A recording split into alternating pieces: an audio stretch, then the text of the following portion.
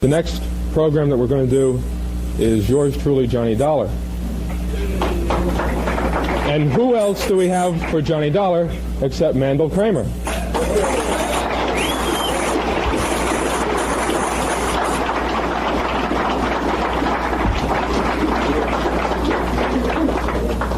And then playing Harry is the counterpart of Manny Kramer for many years on Counter Spy, Don McLaughlin.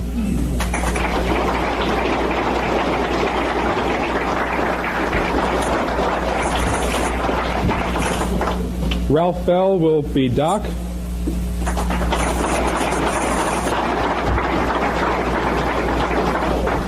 Then we have somebody doubling who's very used to doing this, Court Benson.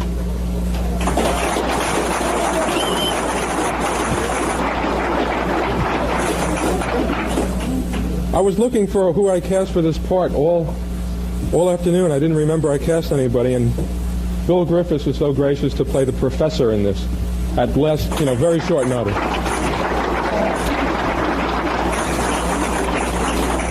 Ian Martin will play Foot. It's the guy's name, Terry is the only girl-female person of the opposite sex in the script. Will be played by Vicky Vola.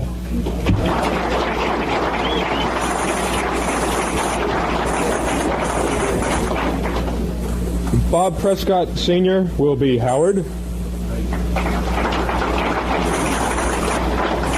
And Ray will be played by Jack Houseknecht.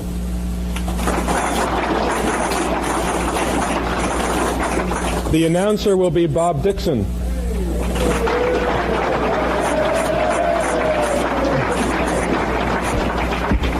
And on piano and on sound effects,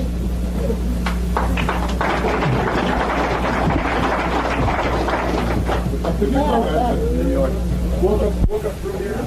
Jonathan over here. Watch the boards.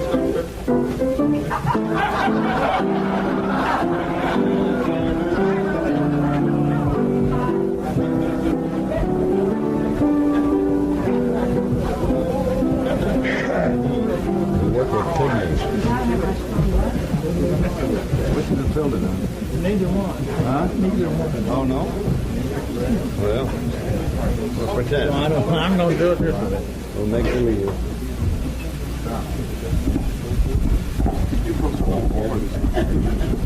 That's good too. All right.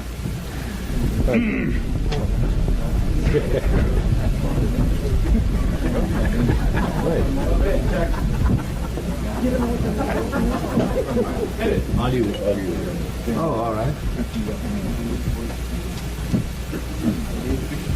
From Hollywood, it's time now for Johnny Dollar.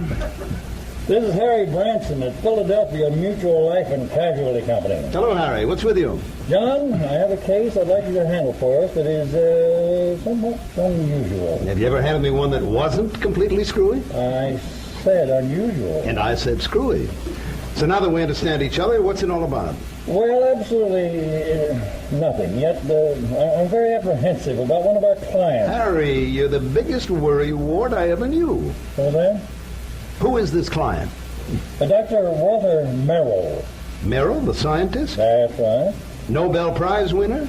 Man who worked out the molecular orbital contraction, something or other? That's the one. As I say, John, I'm worried. Well, who wouldn't be about him? I'll be right down to see you.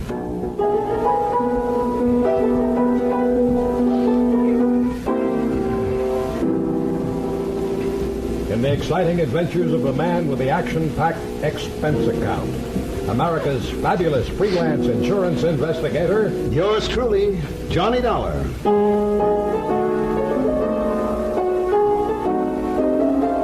Expense account submitted by Special Investigator Johnny Dollar to the Philadelphia Mutual Life and Casualty Insurance Company in Philadelphia. Where else?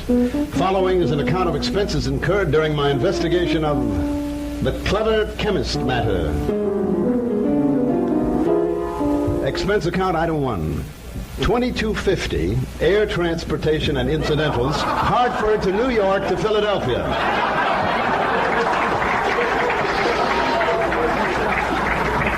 I didn't even stop to check my bag, but headed directly for the Philly Mutual building on Walnut Street. Harry Branson is a good insurance man, but a great worrier. Nonetheless, he's given me some pretty important cases in times past, and highly lucrative, too. I mean, after all, what do we live for? Oh, here you are. Keep the change. Thanks, Doc. John, what took you so long? What's the matter, Harry? Forget to pay the rent on your office, or just forget the key? Oh, no, John. Now, as a matter of fact, I have the pay as the key right here in my, This is hardly time or place for any levity. Surely you haven't been waiting here on the sidewalk ever since you called me. No, I haven't. But by checking plane schedules, I was able to determine when you would arrive almost to the minute, and not wanting to waste time taking you upstairs to the office. Pretty urgent matter, then, huh? Well, what's more, the drive at your self-car that I have arranged for you should be here shortly. Oh? Well, usually I arrange those things myself. Yes, I know, and how we pay for them on that expense account of yours. Oh, Harry, you touch me to the quick. My pride, my honor. Please, don't misunderstand me. I don't mean there's ever anything actually dishonest about your expense account. You don't? Well, you ought to, because believe me, I'll pat it to the hilt if I think I can get away with it. John. Anyhow, the most important reason for engaging the car was so that you can leave for Malaga without delay. Malaga? New Jersey. Ah. It's about 30 miles south and east of here. Is that where Dr. Merrill is? Yes. As is his custom, he chooses to work in some isolated spot where he can't possibly be disturbed. Now, he and his colleague, that is. Colleague? I always heard that he worked alone, freelance. Well, you heard right. However, he now has a Professor Theodore Nash with him. Nash? He's one of our foremost chemists, at least according to Dr. Merrill. I've never heard of him. Now, what seems to be the trouble? Well, John, they're working together on what I'm sure is some top-secret project. Now, wait a minute. Didn't Merrill have something to do with the early rocket experiments? Precisely, which is why I suspect their present work may have something to do with the space satellite or intercontinental missiles or something like that. Possible. But what has all this got to do with you? Well, it's their insurance. Now, Dr. Merrill's had a policy with us for some years, $20,000. And Professor Nash? Well, recently he took out a policy with us, too, for $10,000. And the beneficiary? Nash made Dr. Merrill his beneficiary. Well, that sort of thing is often done between men working together, Harry. You know that. Yes, I know, so that if anything happens to one, the other will be financially able to carry on what they've started. Right. Which is no doubt why Dr. Merrill changed the beneficiary of his policy to Theodore Nash. Well, what's the worry? Well, no sooner was the change made than I received a letter of protest from Dr. Merrill's daughter. Who is she? Mrs. Howard Harding. She and her husband live in West Philadelphia. He's a welder for an aviation company, I think. Well, what did she base her protest? She claimed her father must have been coerced into changing the policy. Oh, come on now. Wait a minute. That sounds like the hungry relative who complains about being cut out of a will. Well, it might if Mrs. Harding were the perfectly well-balanced, intelligent, sure quite unselfish person, a completely honorable... Is she good-looking? Yes. And sweet to you? Yes, she is. Well, that is, John, I don't know what you're trying to No, they do it every time. Oh, come on now, John. Particularly when there's a bit of money involved. Good-looking insurance broker like you, and you're a bachelor, too, aren't you? You're pulling my leg. Harry. Then I guess we're all suckers for a sales talk from someone like that. No, that has nothing to do with it. I've had these hunches before, John. They've always been right. Now, even you will have to admit to that. I will confess that in the cases I've handled for you so far, why don't you call up Dr. Merrill? I think the quaint old fellow would die rather than have a phone near enough to disturb him in his work. Oh, yeah, here's your rental car. Waiting at the curb. Off you go, John. See what you can find out. Okay, Harry. It all sounds like a lot of nothing that you're worried about, but as long as you're willing to pay for it. And I always did like South Jersey this time of year.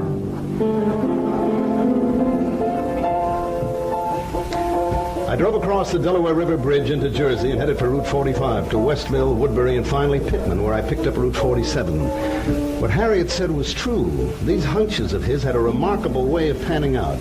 He'd saved his company a lot of money by anticipating trouble before it actually happened. And yet, who was I to complain? After a pleasant hour's drive through cranberry bog and farm country, I pulled into the quiet little town of Malaga. Population, I'd say, under 500. First stop, the post office. I'd like to have 10 ones. Dr. Mandel? Yeah, sure. Well, you go back the way you came, about a mile, till you see the name Wampus Bung. What? Was the name of one of the bungalows on the edge of the lake. Wampus means cat. Bung, it's bungalow. Wampus Bung. Oh, yes, I see. The doctor and the professor got the fourth cottage beyond it. A white one with a fence around it. Good. Thank you very much. You don't mind, you can take their mail out to them. They haven't been in to pick it up for 4 or 5 days now. Oh, nothing wrong, is there? Who'd know? The way those two keep to themselves, you think that whatever they've been working on was the atomic bomb. Yes. Well, just be sure you let them know you're at the gate before you try to go through the fence. why? What do you mean? Well, that professor's liable to take a shot at you. Seeing you prowling around. Oh, well, thanks. I'll remember that. As I drove back and toward the edge of Little Malaga Lake, the idea of getting shot at by anyone living in this peaceful, quiet place seemed ridiculous. The lake itself, by the way, looked pretty inviting, and I made a mental note to come back here on my own sometime after the fishing season opened. As the postmaster had indicated, the fourth cottage beyond Wampus Bung was heavily fenced in. So I gave notice of my arrival. I'd barely left the car when the door of the little cottage opened. Yes? Who is it? Dr. Merrill? Yes. My name is Dollar, sir. Johnny Dollar, insurance investigator. Harry, Branson? That's right. Harry Branson sent me down here to see you. Come in. I'm most glad to see you. Please come into the house, yes? Thank you. Is Professor Nash here? He's in the laboratory. Oh, come, please, into the house. As he spoke, the sliding door on the garage at the side of the house opened. A rather swarthy man, some years younger than Dr. Merrill, stepped out, quickly closed the door and threw a heavy bolt on it, then looked over toward us suspiciously. Yeah, because it's better that you and I talk in private, alone. Doctor, who is that? Yes, Professor. If we have a visitor, why do you not bring him here where we can both speak to him? Yes, of course. This is Mr. Johnny Dollar. It's Professor Theodore Nash. Mr. Dollar? How do you do, Professor? I'm from your insurance company. Just making a little routine checkup. No, fine. I'm glad to see you. As a matter of fact, I wish to talk with you. How do you do? Come into the laboratory. Professor, do you think it wise? Of course, Doctor. Since he is not a man of science, I'm sure there is no harm in his seeing it. And you have an experiment going, remember? Yes, but I wish to... Mr. Dollar, within these four walls, the genius of Dr. Merrill and my own poor efforts are creating things that will startle the world.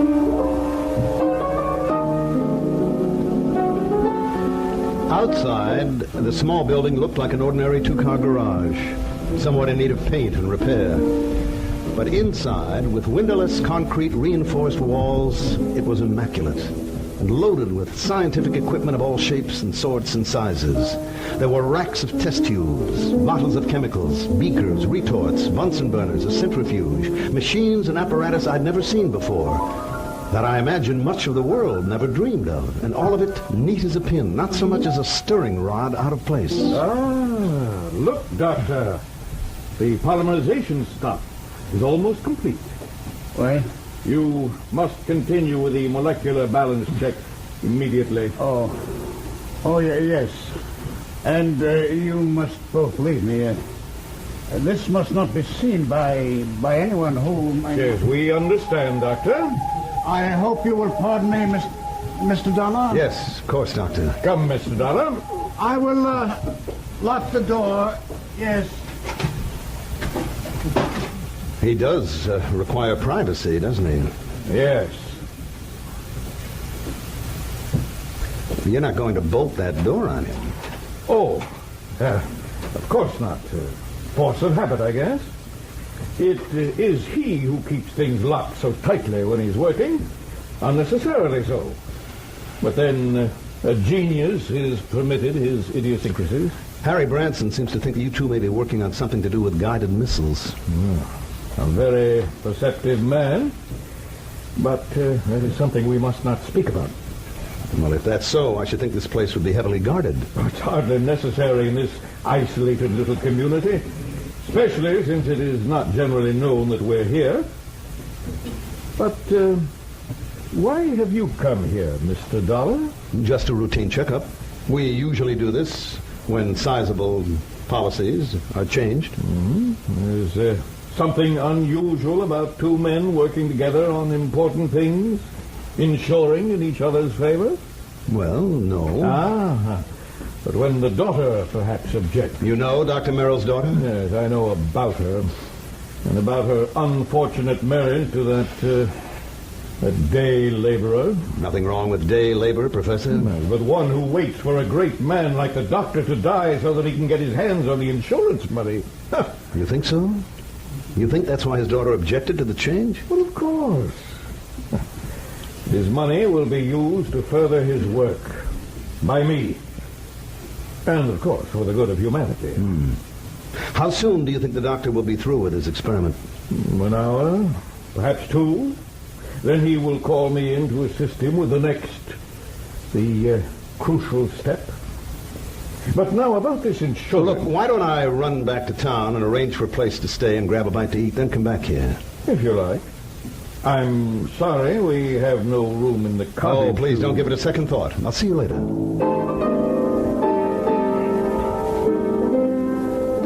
Something of Harry Branson's hunch had passed on to me, a strange feeling about the whole setup.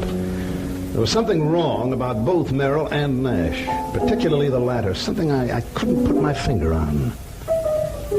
Was Dr. Merrill afraid of Nash? I don't know. Item 2, $1 even for a quick bite in a little cafe along the highway, after I'd made arrangements for a room for the night in a private home that took in boarders. It was not much over an hour later when I drove back to the little cottage by the lake in the laboratory with its important secrets.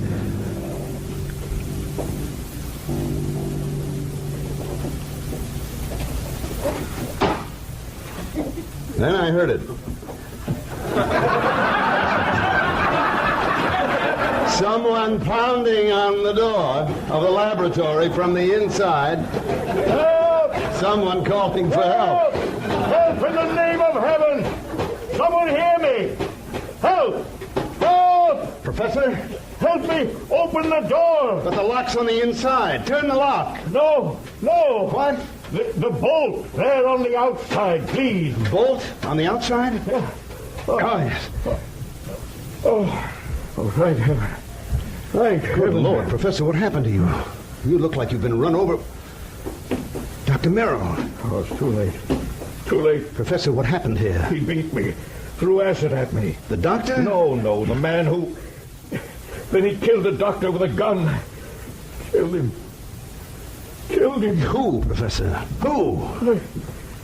I don't know.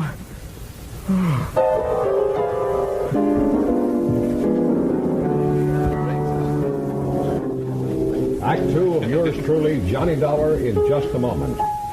Sundays on most of these same stations, it's the FBI in Peace and War. Here's drama that pulls no punches, revealing how unsung heroes of the Federal Bureau of Investigation operate to track down criminals and saboteurs. Listen, just a few minutes from now, as the dragnet closes on another public enemy. It's 30 minutes of thrilling, spine-tingling drama on the FBI in Peace and War.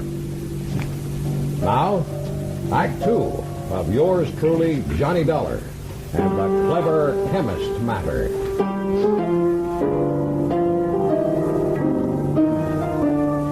Expense account item 3, $10 for the services of one Dr. Frederick Foote, the only resident medico in the little town of Malaga, New Jersey. After pronouncing Dr. Walter Merrill dead, He took the badly beaten Professor Nash to his office clinic. While waiting for Nash to get in good enough shape to talk, I ran up item 4, 10 cents for a phone call to the sheriff, who promised to come over as soon as he could enlist the aid of the nearby state police. Finally, Dr. Foote gave the word. But I suggest that you talk with him as little as possible, Mr. Dollar. He's in pretty bad shape, Dr. Foote. The intruder not only beat him severely, but threw a bottle of acid in his face. Oh, dear.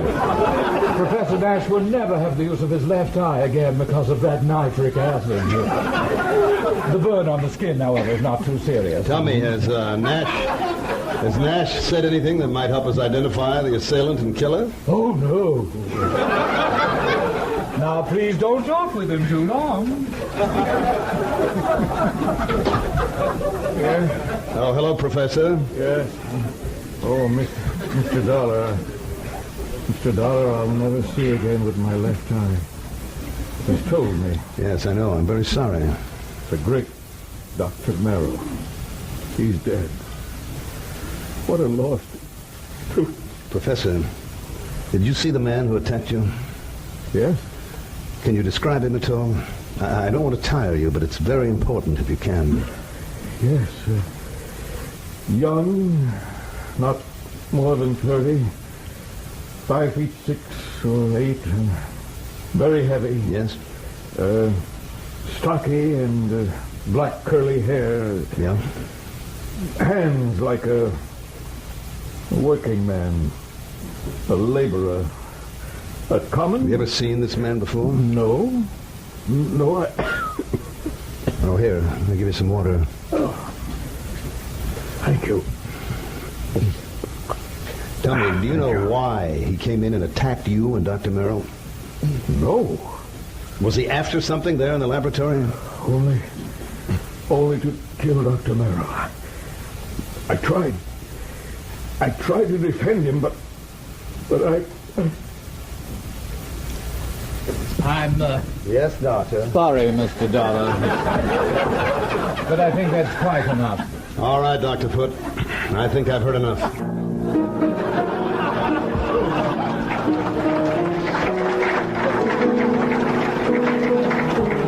I managed to get back to the cottage by the lake before the police arrived. I made a quick search and came up with one very damning piece of evidence. In one of the bedrooms, I found a picture of a wedding couple. It was inscribed, "Love to the dearest father in the world."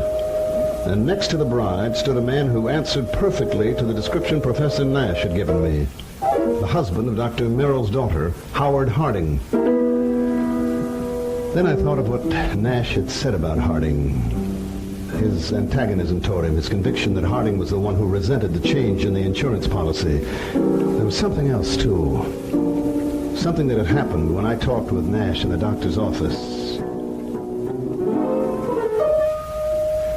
By the time I got back to the laboratory, the sheriff and state police arrived. The sheriff, I'm afraid, badly mussed up any prints that might have been left on the bottle of acid. However, in the weeds outside, a state trooper found the pistol, a .38 caliber Luger that had killed Dr. Merrill. The fingerprints had apparently been wiped off, but the gun was carefully wrapped to be checked more thoroughly by fingerprints. Before taking off on a mad dash back to Philadelphia, I stopped at Dr. Foote's and picked up one water tumbler. Item 5. $3.70 for a tank full of gas.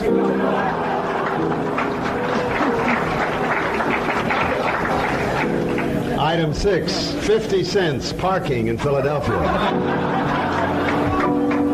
As close as possible to Harry Branson's office. Well done. Back to see? Yeah.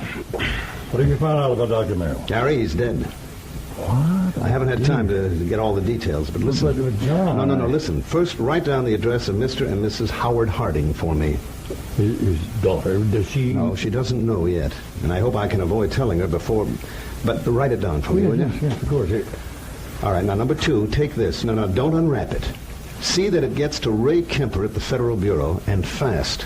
He'll know what to do with it, and I'll check with him about it later. Thanks, Harry. Well, but now, John. Harry, this is one time this expense account of mine is going to save you a lot of money. I think.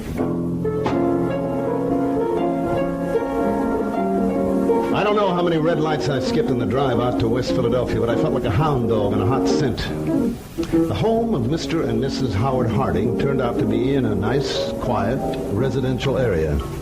I was met at the door by the girl in the wedding picture, a tall, very nice-looking blonde in her late 20s.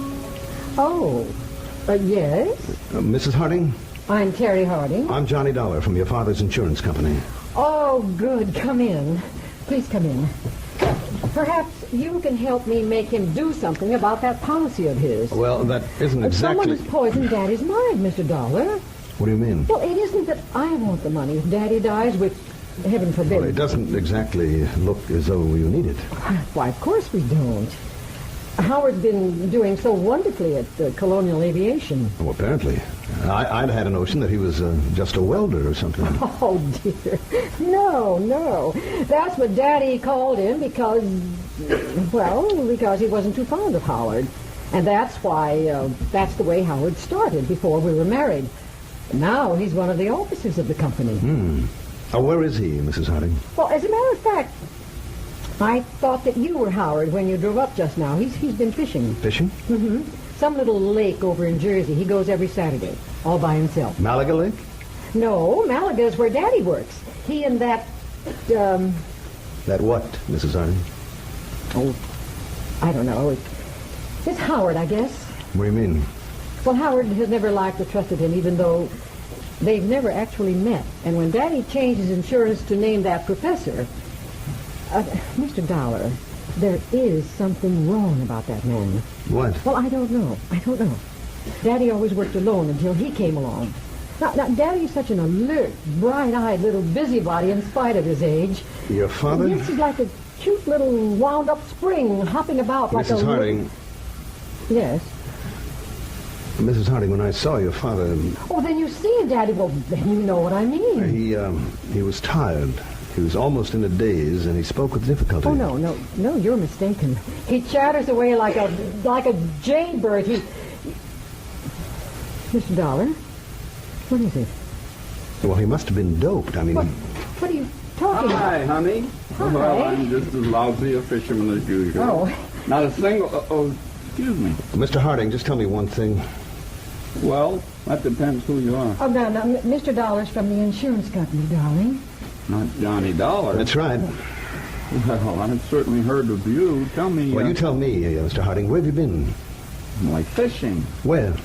Oh, over in Jersey. Yes, but where? Well, a little private lake. Where? Over near Mount Holly. That one place I know of where nobody else ever goes. Where I can get rid of the cobwebs, that's my job. Hey, wait a minute, Dollar. What is this? Harding, you've been identified as the man who murdered Dr. Walter Merrill. Murdered? Mr. Dollar, what did you say? I'm sorry, Mrs. Harding. I'm very sorry, but it's true. Oh, no, it just What are you talking about, Dollar? Is this true? You didn't know about it? Of course not. How could I? Where did it happen? How? At his place in Malaga. Professor Nash? Oh, I'll kill that man. Now, you'll take it easy. You seem to forget that so far you're the only suspect in the case. You're out of your mind. If it was anybody, it was that Nash. I never have trusted that man and the insurance policy. If anybody killed Dr. Merrill, it was that professor. You have anyone to verify that you've been up at the lake near Mount Holly? Well, of course not. I told you I go alone. There's nobody there. Now, listen to me.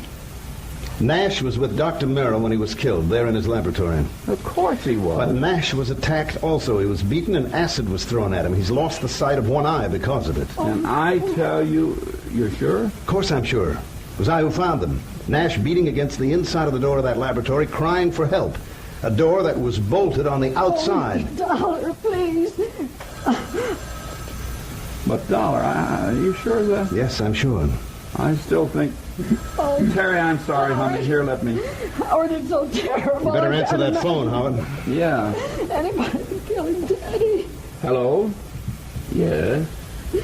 Yes? It's for you, Mr. Dollar. Oh, thank you. Harry, dear, come. You've got to pull yourself together. Johnny Dollar. Johnny, this is Harry Branson. I just received a call from Mr. Kemper at the Federal Bureau. Yes? Says he must see you immediately. It's very important. All right, call him back, Harry. Tell him I'll be there in 15 minutes. Now, Harding, just to keep things straight, I wouldn't leave this house if I were you. Well, now, wait a minute, Just Dollar. sit tight. I think you're in the clear.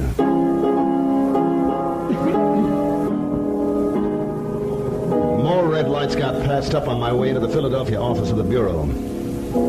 So Ray Kemper felt that whatever he'd found was important. If so, it would back up one of my suspicions. But in view of the circumstances and that bolted door on the laboratory, for instance, how could it? Important is putting it mildly, Johnny. The prints that you found on the water glass, Ray. 3 sets. 1, yours. Naturally, yes. 2, a Dr. Frederick Foote, who is currently practicing medicine. Yes, I know, in the town of Malaga, New Jersey. That's where the glass came from. Oh, because the 3rd set of prints, Yes? I had to go into the international file for them. And Johnny? The international file. Nash? Theodore Nash? Nash. Nashevsky. What? Theodore Nashevsky. Chemist for one of our not-so-friendly countries. What? Expert on explosives. At one time, he was thought to have attempted to enter this country. That was in 1940. Ray, have you got any pictures of him? Plenty. From the time he was a kid. Here. And tell me, how you picked up these prints? He got a beard in this picture, but it looks like him, all right. And this one, too. But the head is shaved. Almost as though he tried to keep changing his appearance. Johnny... Now, wait a minute. Here's a picture of him as a youngster.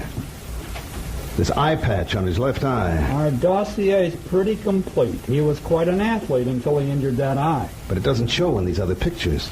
And he hasn't a glass eye. No, his eye always looked perfectly natural. But now, Johnny, if you have information... Ray, this has done it for me. Thanks. Now, just a minute. I'll see you. Johnny, this is Kemper. Give me a man to tell Johnny Dollar. He's leaving this office right now. Get on it!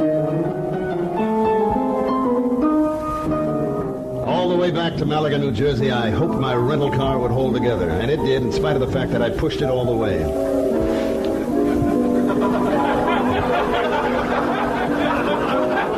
International intrigue is a bit out of my line. But this time, so help me, I was beginning to feel like an FBI man. I stopped at state police headquarters along the way, and according to them, Nash was off the hook, not only because of the acid thrown in his face, but even more important, because of my own testimony that I'd found them locked in that laboratory. I stopped again at the lab. Nothing. Then back to Dr. Foote's office. Very well, Mr. Dollar. When they arrive, I'll insist that they wait for you. Thank you, Doctor. Well, Professor? Have they found anything, Mr. Dollar? Have they found the man who attacked us and killed poor Mr. Merrill? Professor, I think I have. Oh? But tell me something. Yes, of course. Your government doesn't pay you very well, does it? Merrill and I were not working for the government, Mr. Dollar, although, of course, the results of our I'm work... talking about your government. Your own real boss. I don't understand. Well, no doubt it's very much interested in anything this country develops in the line of guided missiles, that sort of thing. Mr. Dollar... Now, let me go on. Merrill was doing important work, stuff that would be of inestimable value to any country in the world. Well, of course. And your country would have paid you well for the results of his work. But, brother, they'll never get them. I don't know what you're talking about. Money. The loot from Merrill's insurance.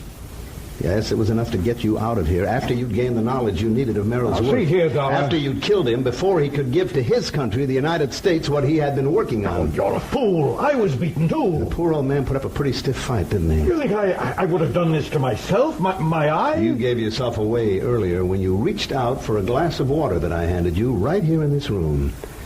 A man who had lost his sight in one eye would have lost his aim until he got used to it.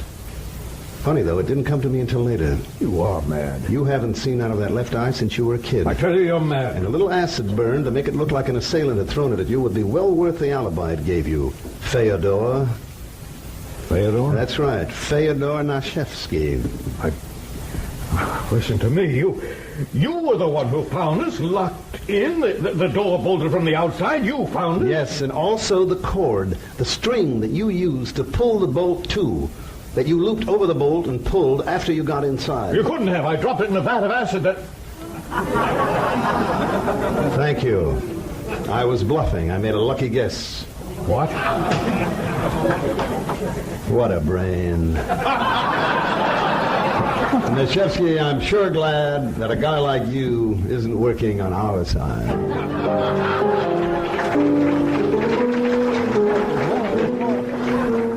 The capsule he fished out of his pocket never got to his mouth. And I'm afraid he won't see very well out of his other eye for a while.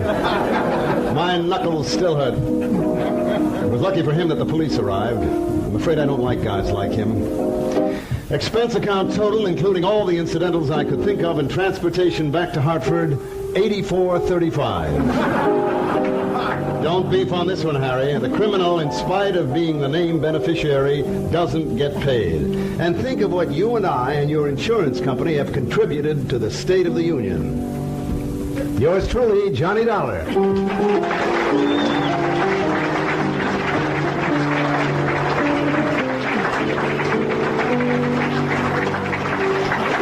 Our star will return in just a moment. As far as we know, nobody's ever been expelled from school for laughing too much at our forlorn schoolmarm, our Miss Brooks, as played by Eve Arden. As a matter of fact, the whole point of this lighthearted comedy series is to make folks laugh. And the more you let yourself go and enjoy the highly comic antics of Miss Arden, the higher your grades in deportment will go. For an E for effortless, endless amusement, hear Eve Arden as our Miss Brooks a little later in the day today on most of these same stations. Now, here's our star to tell you about next week's story. Next week, a real close look at a little-known but very dramatic side of Hollywood. Join us, won't you? Yours truly, Johnny Dollar.